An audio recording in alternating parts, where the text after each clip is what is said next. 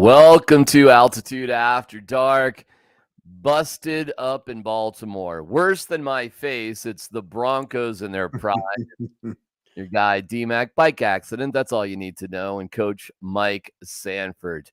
Coach, quick thought, and then we can dig deeper. Quick thought on the 41-10 shellacking at the hands of the Ravens. It wasn't unexpected for me, DMac. I remember we talked about this on Thursday.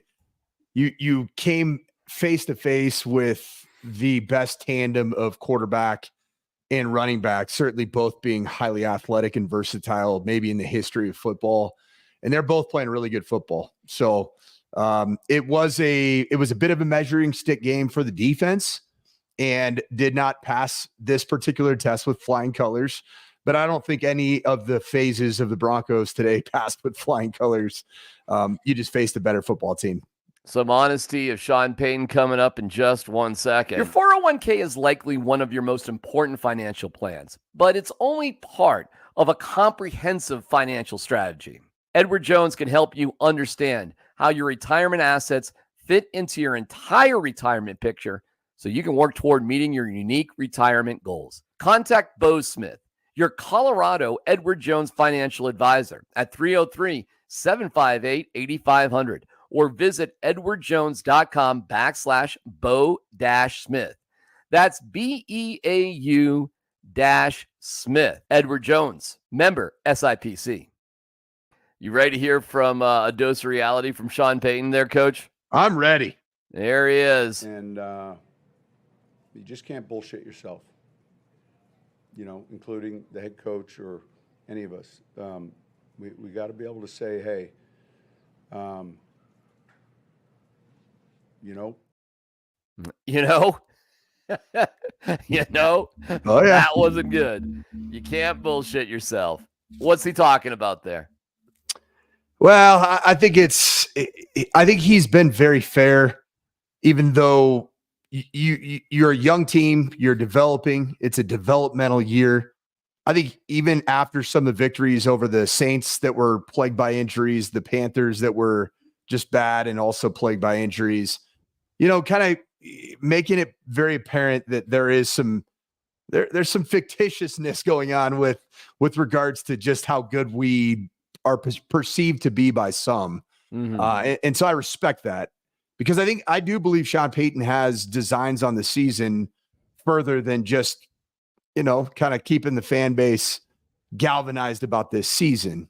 I think he wants to be very honest. I think he wants to be very realistic. And I think that on both sides of the argument of like Bo Nix's development, I think there's people that point to anything that this is the greatest, development story in the history of the NFL. And you're like, dude, that was against the Saints and the Panthers. Sean's been very realistic about that. But on the flip side, when it hasn't been great, he also has pointed out that we got to be better around him. And that was true again today, at times. And so I think that the truth of where the Broncos are at, I actually think it's being defined by Sean Payton very accurately. Well, here we go. Let's go for some rapid reaction. We start with Jonathan Cooper doing the stereotypical, I'm changing my clothes and still trying to talk to the Muggles.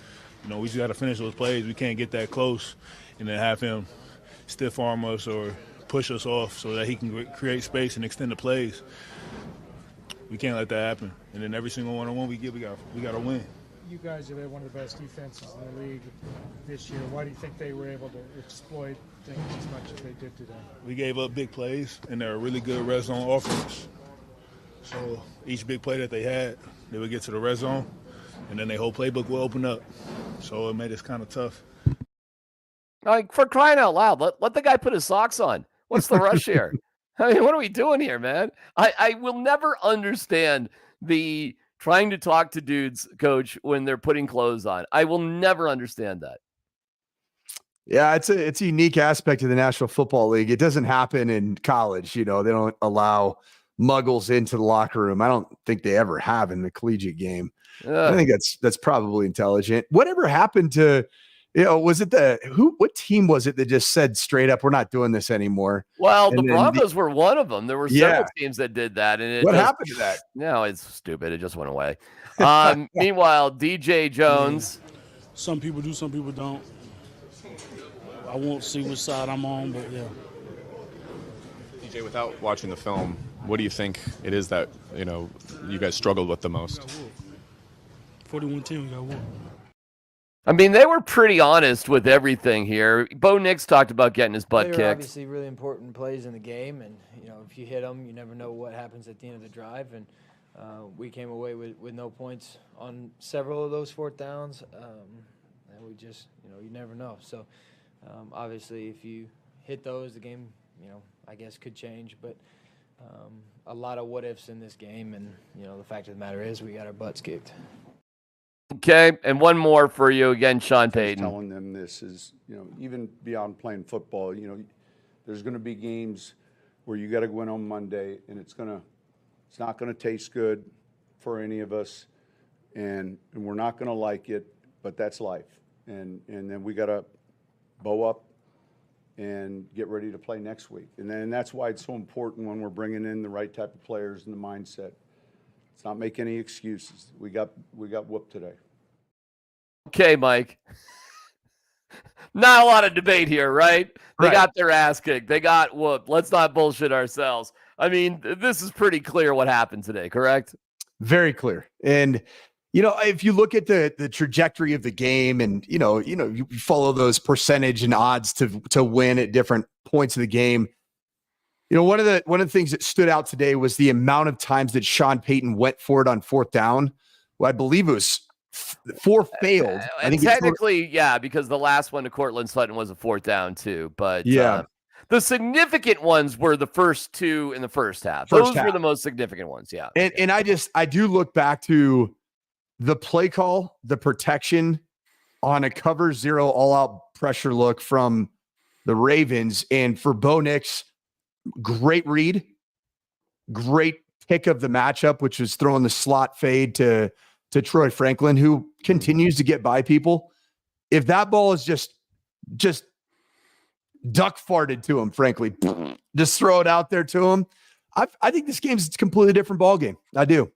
But boy, I'd be really interested for you to go back and watch that and tell me if you didn't see him slow down a little bit midway through his route. I didn't see that, but the NFL Pro All 22 film doesn't release until I think it's 12 hours after the game concludes. So I'll be curious. I've been logging on trying to get it. Okay, all right. I don't know. Listen, man, Franklin and Mims, man, I don't know what's going on there, but these guys can't catch a deep pass to save their lives, and that's why they're on this team. Well, DMac, you've got to admit that was an overthrow. Like that's not on Troy Franklin. I mean, dude, did we watch the same play? We did. I just thought I saw him slow down a little bit. Listen, okay, and in fairness, I haven't looked at that. So in fairness, I can't say that. I do know that from a fundamental perspective, when you run a slot fade or a fade and you win at the line of scrimmage, it is your responsibility to get back to a position where you're stacking, like your inside hip is stacking the coverage hip, which would be the near hip of the defender. So the only thing I could think of that probably would have been construed as slowing down was to get to a position where he could properly stack the defender. That's probably without seeing it. I can't. That'd be my best guess as to what that might have looked like. Well, that was a fourth down play as well, as was the touchdown on the Philly special that the Broncos came up with, which was covered great. It was fantastic. It looked like a miracle completion and quite the athletic play, both by Cortland Sutton and Bo Nix to get that touchdown. Or that one would have been a disaster, but still, they got it done. It was interesting to hear Sean Payton explain. Now, this is a combo clip here. First of all, it disheartened me to see how the Broncos managed the end of the first half. You got to let the Ravens, great job by the Ravens calling timeouts, but the Broncos ran out of bounds. McLaughlin ran out of bounds, and you got 3 timeouts. Mike, you get that clock down to 30 seconds. You got 3 timeouts. You know what I'm saying? Yeah. And you can do all sorts of things. And even if you just kick a field goal, they can't come back and score. And they get the ball to start the second half. Coach me up on this one a little bit. How much do the guys go through this type of, situation at the end of halves? I think it happens a lot more in the National Football League than college, probably because the scores typically are so close. I mean, there are just so many one possession games in the pro game. And so these are things that are taught ad nauseum during training camp, situational football before half.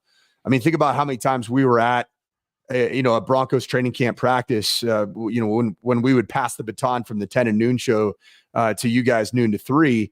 And it was almost like Sean Payton talking through every scenario of a end of half, first half, 2-minute drive scenario. And I thought he taught it incredibly well. He was it was like there was no stone left unturned by Sean Payton. Now going out and doing it, it's a different story. I mean, it's a different story when you got a Jaleel McLaughlin who's playing in his second season as a pro. And that is going to be expected to some degree, because if you look at the offense right now for the Broncos, you got a rookie quarterback. Your best deep threat's a rookie or a second-year player in Marvin Mims. We talked about him in terms of guys that can run behind people. Probably your most sure-handed dude right now in your receiving core was a 7th-rounder rookie in Devon Bailey. This is a young football team, man. And unfortunately, it's one of those situations where you learn these things by making the mistake in a game, and then the film session that Sean Payton alluded to, you got to take your medicine the next day. And those are things that in their position room, and then Sean Payton in the unit meeting or even the full team meeting will show a handful of plays that made this a 41-10 game, which it probably shouldn't have been, but it was, man. It was. Well, it was, to me, the turning point of the game, that you could not execute efficiently what you needed to do at the end of the half. And it led, of course, to a defensive collapse with 54 seconds, one timeout, for the Ravens to go 70 yards for a touchdown in about 40 seconds was absolutely despicable. So here is Payton not only talking about the halftime flip, I'll call it, but also why he was so aggressive on 4th down. Yep. I was there. I mean, it's a big swing. When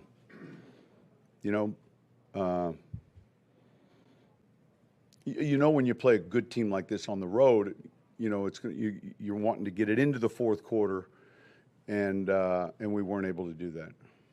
You were aggressive going forward on 4th down in the first half. Is that because they're a high-scoring unit? Yep. You felt you had to keep up with them? I think there's some games where your palate has to change, and certainly we felt this was one of those games. And that can vary based on the opponent. But, to answer your question. Yeah, they had – I actually like that. I actually do like that. You got the ball. You're going against the Ravens. They're going to score 27 points, Coach. Whether you lose by a lot, as they did today, or by a field goal, being non-aggressive against the Ravens, I think he probably makes different decisions depending on the opponent. But I get it. The problem is when you don't convert, you had 3 virtual turnovers in a row. You had the little Jordan Humphrey, dude, and I am done with little Jordan Humphrey. Yeah, but you had that. We get to that in a second. And then you had the 2 stops on 4th down. And while the defense did not only hold the Ravens 3 and out, but got a huge sack on the first possession, which actually mitigated the cost of the interception. Okay, cool. They made you pay the rest of the way on those, non-converted 4th downs. Those are like turnovers. It's exactly what they are. And against an offense that is that explosive, and I didn't even realize it, but you set out to do something to stop, and Vance Joseph talked about it last week in his defensive coordinator presser, that you have to choose. Are you going to stop the run or are you going to stop the pass? Well, he said, my preference, do you remember this, DMac? My preference is run. We got to stop the run. Well, Derrick Henry had 106 106, and 2 touchdowns. And they had to stick him in there for a couple of bullshit plays late in the game to get the 106. But he got to 106. He had 2 rushing touchdowns. And then Lamar Jackson ended up having 158.3. Unbelievable. The perfect passer rating. Wait, is perfect 158.3 or 158.6? Is it 158.3? Whatever he did today was perfect, because now I guess the stat is that Now he leads the NFL all time in perfect passer rating. Oh, game. okay. All right. Well, it is 158.3. My bad. Yep. Wow. So he was literally perfect. He was 16 of 19, but two of those were drops, and two were drops, just flat out drops, and one was just throwing it away. He literally played perfectly today. How good is that, dude? By the way, for everybody who wants to call him a rushing quarterback, three rushes for 2 yards. Oh, well, I'm sorry, 3 rushes for 4 yards. 3 for 4 yards. With I think there was one designed rush that didn't go anywhere, and that was it. Yep. He put on a clinic of ball placement, accuracy. It wasn't because there were some open receivers against zone coverage, but some of the ball placement that he had, like Riley Moss was in position. Yeah. And the first 7, so the Broncos now 9. So the first 8 quarterbacks the Broncos faced, not named Justin Herbert, I would say he had a plus game. There is such a big difference between what Lamar Jackson's doing right now in Baltimore and what you saw for the majority of your first 8 games of the season. Would you agree with that, DMac? No doubt. He can play from the pocket. He can move outside the pocket. He runs if he has to. He has the fluidity of a throwing motion that is dreamlike. He's got the size, speed, and skill, leadership qualities of the elite of the elite. To think that he is not the highest quality quarterback. Now, listen, man, he may be Dan Marino in the time of John Elway and, Jim Kelly. I don't know. Who knows? I don't know. He may be Karl Malone with Michael Jordan, Charles Barkley. I don't know, because Patrick Mahomes exists in this universe and he's exceptional too.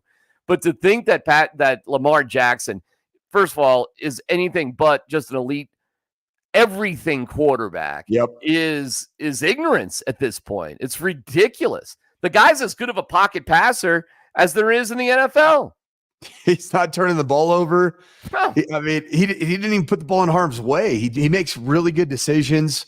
He's got a great disposition. I noticed that today. First time I've watched him in the entirety of a game, and he's just, I don't know, man.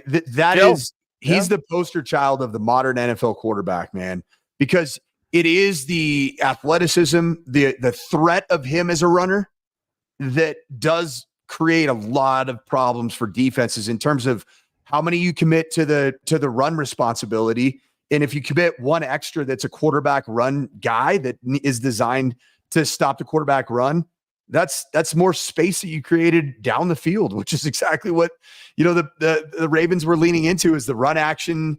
You're putting the ball in the mesh point of Derrick Henry with Lamar Jackson as a run threat. You don't think that you're going to command the attention of Brandon Jones as a safety, Devin Key, who we all know had a tough one today at the office. That gets you sucked up, and there's so much space because you have to commit to it. And that's to me where the cheat code is, that you have to have an athletic quarterback in this day and age, man. You just have to. Let's talk about Bo Nix and the Broncos and their execution. As John McKay would say, I'm all for it. We definitely would have liked to change some of those plays. Definitely wish a few of them went in our favor. But, I guess, like I said, we just got to, hit some of those plays, and you never know what happens in the game. But, we just got to execute better. Somebody ran over his puppy dog. He's talking about 4th downs, but that could be a metaphor for everything. Listen, man, sure, he could have been better, but I don't think he was the problem. Here's what I think the huge problem is for the Broncos. They don't have the talent. You just saw it. You saw a team with talent, top to bottom offensively at every damn position. And healthy. The Ravens. And healthy. Yeah. The Broncos don't have the talent at those positions. The Broncos running backs suck. Little Jordan Humphrey wouldn't be on the field. It is, listen, I understand it was supposed to be Josh Reynolds, not little Jordan Humphrey, but you can't tell me Tim Patrick wouldn't have been better than this shit. Give me a break. Cortland Sutton's the best player they have by a mile. You're exactly right. It's not even close. The Javonte Williams, dude, you got to figure out how to get a first down. Little Jordan Humphrey, don't crumple like a paper bag when you need to get a first down. And I know people are like, oh, what's an outside toss, when it was 4th and inches. Beau changed the play, bro. He changed the play because they had it stuffed, man. He was trying to make an adjustment and trying to make it. Get the first down, bro. Figure it out, man. I mean, you got space. You got the ball. You're a running back. Get there, man. I mean, these guys don't have the fight or the talent or a combination of both. I have had it with like the offensive lack of weapons around Bo Nix. It's pathetic, man. And the trade deadline is 2 days away, Mike. As far as I'm concerned, you can get rid of them all. I mean, seriously, there's got to be. Well, you may not get anything for them, but bring dudes up from the practice squad. Hunter Tyson is playing for the Nuggets right now. I don't give a shit. Who's down on the practice squad right now? Is Michael Bandy still around? I hope so, man. Like, let's go here. You've got to have better options than what's out there right now. No, you 100% do. I do think Josh Reynolds he'll be a shot in the arm. His absence has been felt for sure. I also think that on the defense side of the ball, and I know that's not what we're talking about, man, PJ Locke's absence was felt major today. I mean, big time.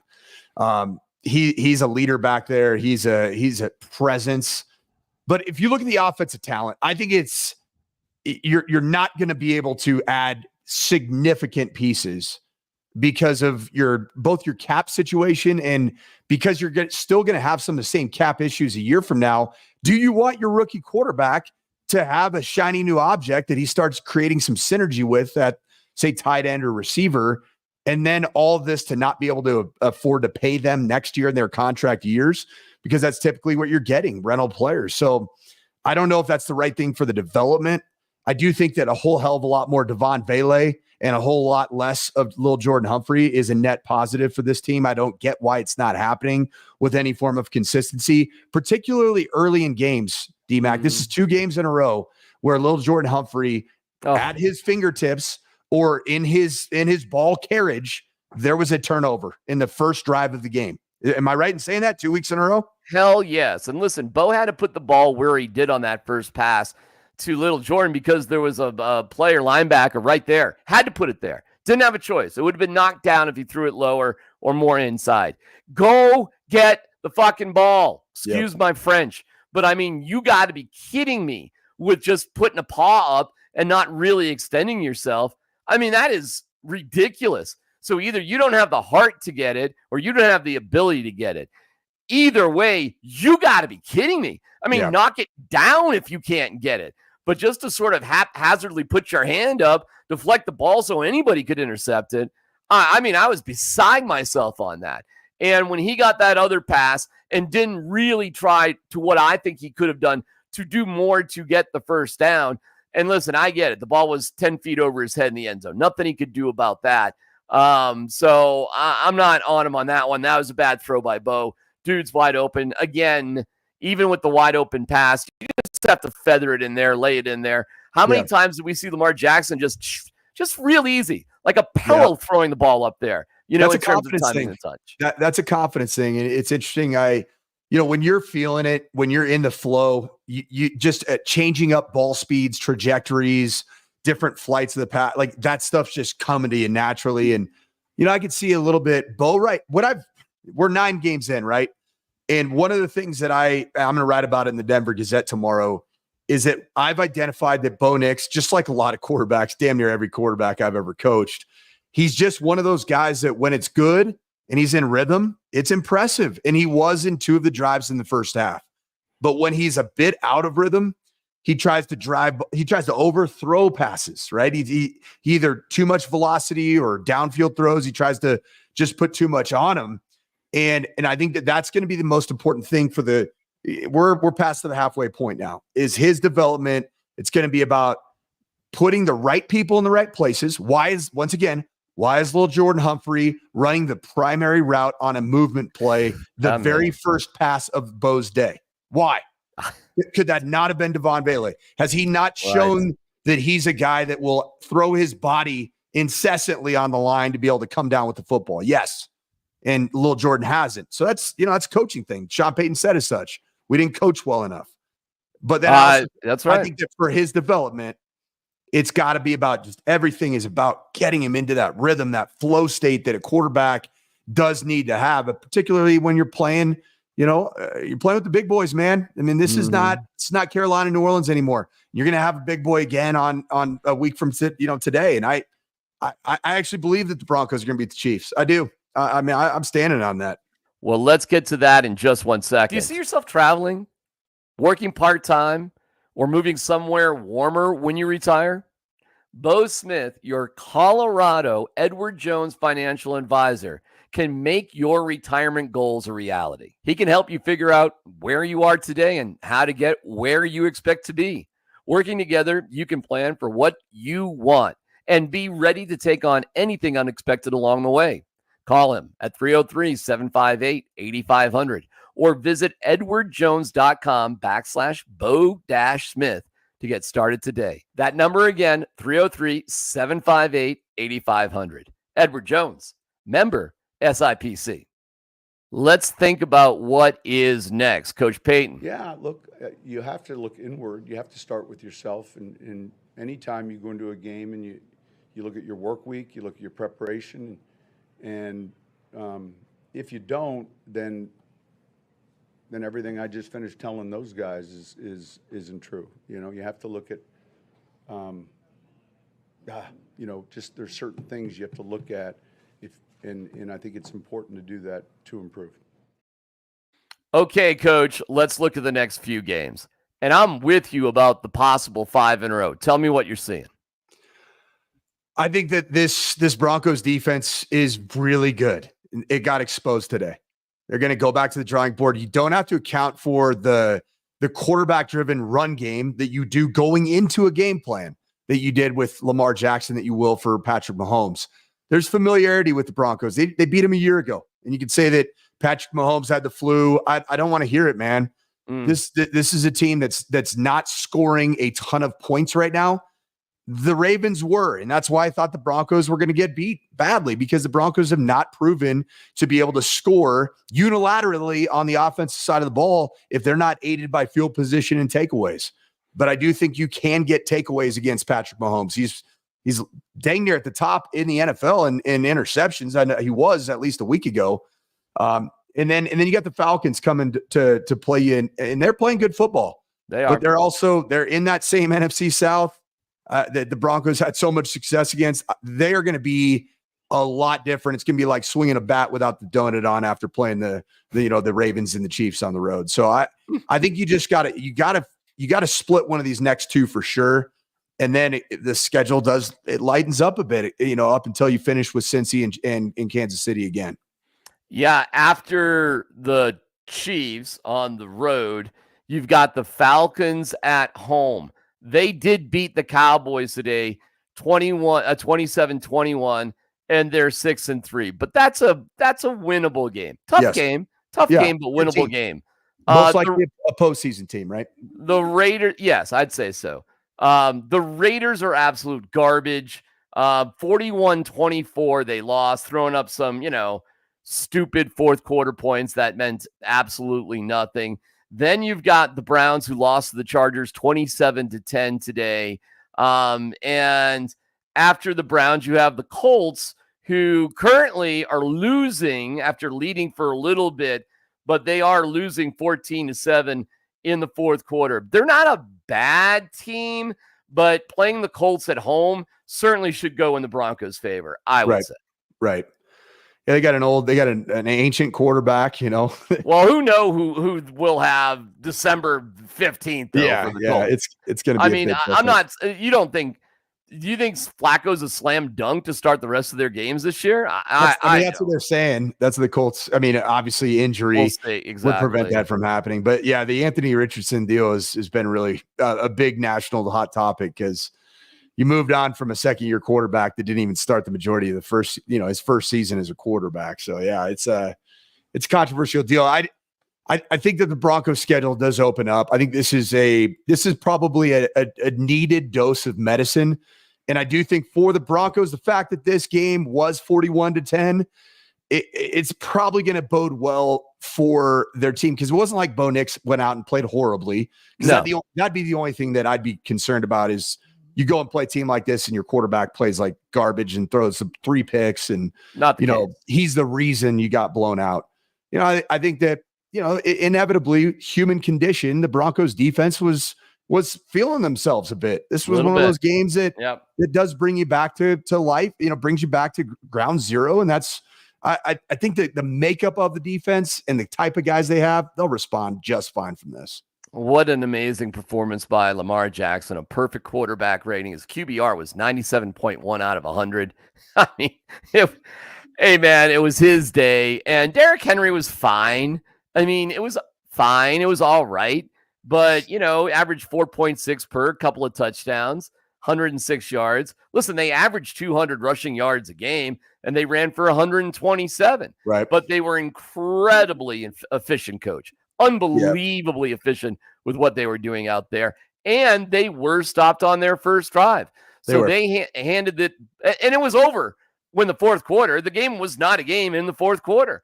Yeah. So they were able to, it's kind of wild to think, because you always hear that cliche about 60 minutes of football. But that's not true today, was it? In 2.5 quarters of football, playing perfectly. Right. Perfectly. It's all 2.5 quarters playing perfectly. They kicked the Broncos' ass. Yep. And they did call the dogs off, I think, to a certain extent. Different than, maybe the Broncos Chargers game earlier in the year where the stats were padded a little bit late in that game. It was that game was a lot less of a blowout, certainly in the third quarter than this one was. But the Broncos just still, even in that fourth quarter, weren't able to just find the end zone, man. It was that part of it was disheartening, but I don't think this season, DMac, I saw this coming. I really did. I just didn't think that I thought this was a bad matchup for the way that the Broncos are built, and namely because of the explosive nature and high scoring abilities of the Baltimore Ravens, frankly, against almost everybody they played against. But the Ravens defense, I saw, especially in the first half and against the pass, they were pretty bad, man. Like they're bad statistically. A lot of that was because of teams that are trying to, become one-dimensional and have to throw the ball so much to keep up, just to score for score with the Ravens. But there was a point in time where they were bending, but they weren't breaking, and it was one touchdown that was scored by the Broncos. Is it? Well, you get ready for a huge game against the Chiefs, and I see the comment by Fezzi. Seems like DMac is starting to lose his fastball. I feel like he used to roast our teams when we played like crap. Fezzi, brother, listen, man. Mike, I think I was serving up doses of reality this entire week. I was trying to tell everybody there's a reason why they're 9.5-point dogs, okay? It wasn't good, in my opinion, that they lost to the Browns on the road. Not good. Playing in Baltimore sucks. It has sucked.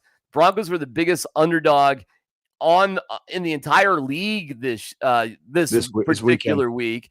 And I don't know, man. It sucked. And nor did I think this was really that big of a game or that big of a litmus test. So I don't know if I was light on anybody, Fezzi. I think I was giving you a pretty serious taste. Why? Because I think it is a winnable game against Kansas City, who's coming off a short week and has been very close in most of their wins, even though they're undefeated. And look ahead to the 4 games, Fezzi, after that. And just because I'm not crapping all over the team because they lost literally their hardest challenge of the year doesn't make me soft. It was off. It was really off.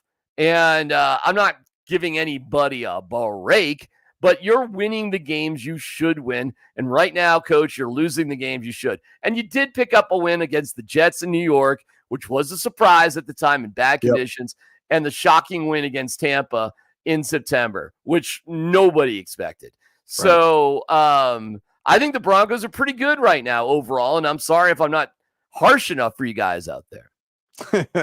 I guess. Yeah, today was, like I said already, it's what I expected. And I do think if the Broncos lay another stinker in Kansas City, which I don't believe they're going to, then I think you start worrying about just the Sure. overall developmental trends of this team in this franchise. But I'm talking about a stinker. I'm not talking about lose a close one and you played well and you fought tooth and nail and Patrick Mahomes makes a crazy play to win the game. Like, I'm not talking about that. No, I got you. I don't know if you see Jaime Vega's comment right there, DMac. It's either Jamie or Jaime.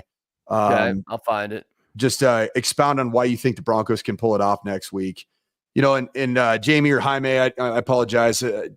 Don't know which one it is, but I think it's the Broncos defense plus Bo Nix's legs. I think are going to be very impactful in this game, which is going to be most likely a much less of an explosive, high scoring affair like what we just saw in Baltimore. Great weather, of course, in Baltimore. Weather's starting to turn a little bit, as you've seen, even watching a bunch of college football games. There's the Packers, Lions games. I just think that the Broncos defense is going to be built for some of these types of games. And I think Bo Nix's legs, that like when the margins are closer in terms of your overall talent pool. And I get it. We're talking about the defending potential three-peat champions of the National Football League and the Chiefs. Man, those guys play with their food during the regular season.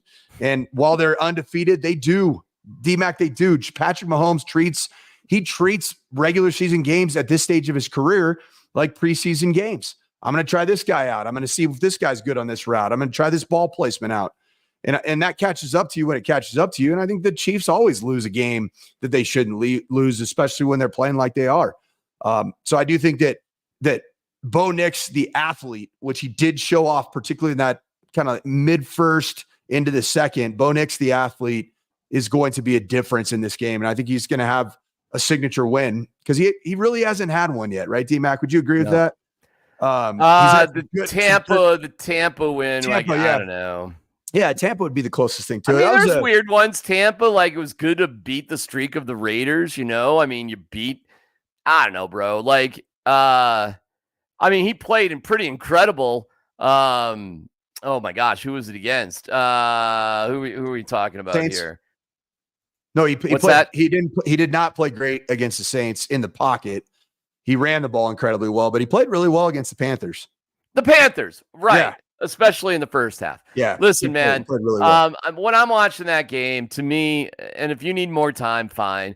But I am so convinced he's the guy for the future. It's ridiculous. But I understand you want to see him win big games, and I get it. He's not Jaden Daniels, but he wasn't drafted second overall either. Right. So there's a reason, okay? And yeah, if the Broncos were drafting second, they probably would have taken Jaden Daniels, not Bo Nix. But they weren't, man. Mm-hmm. So what are you going to do, man? You can get a hamburger at Burger King or McDonald's. They're both hamburgers. Maybe, I don't know. You don't want the bad onions at McDonald's, I suppose. Maybe that's bad. I have no idea.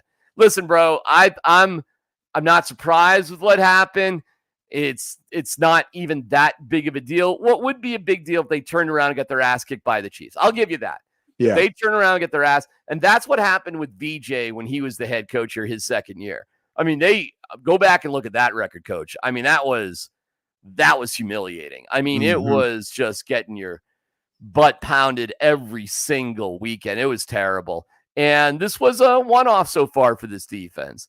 So I'm not going to be worried about it until I have to be worried about it. What do you want to see them do at the deadline? Tuesday. I think if there's anything you do to get value for Baron Browning, that'd be one that I'd be really, really open to if I were the Broncos. Yeah. This team and its trajectory, the more picks that they have is going to be better. And I do believe in George Paton, the talent evaluator. He's proven his mettle, and it's certainly in like mid to late round picks over the course of the last 4 years. So I think that putting more stock into allowing Peyton to get more youth on this roster would be a positive. All right. I would be fine dealing Browning as well. He's not the future here. I think Jonah Ellis, Benito, Cooper are fine, and we'll see what else you can add. You're not going to pay Cooper and Browning both, so you might as well get some value. And I still would be aggressive for David Njoku. I would. Yep. I would. And I know you'd have to sign him up later, but listen, man, you just talk about a position that usually dominates in the rest of the NFL. And the Broncos, did we even have, I could look at it real quick. off the top of your head. I think we had one catch to Troutman. Atkins, I don't think It had was fairly any. early. Yeah, Troutman was early. He caught. It was a ham and egger type of a completion. Nothing and then Lucas special.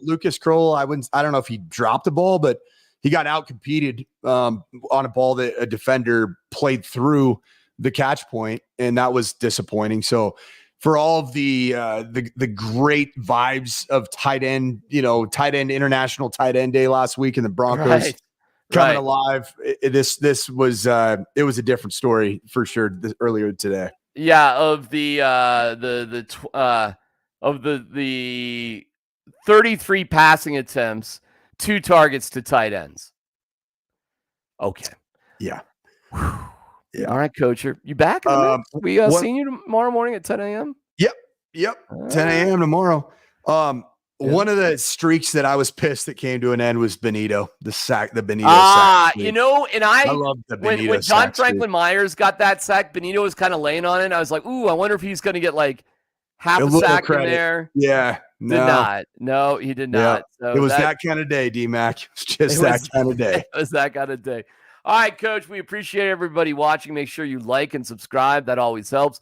The Morning Sprint with Good Raj and Coach Mike Sanford tomorrow morning at 10. Myself, Tyler Columbus, and Scott Hastings breaking it all down. The big week is upon us. This one, whatever. It's time to really talk about the banger of all bangers, and that's beating the Chiefs in Kansas City, which hasn't happened in a long, long time. So I'll be excited to get into that. So we'll see you later. Thank you for watching.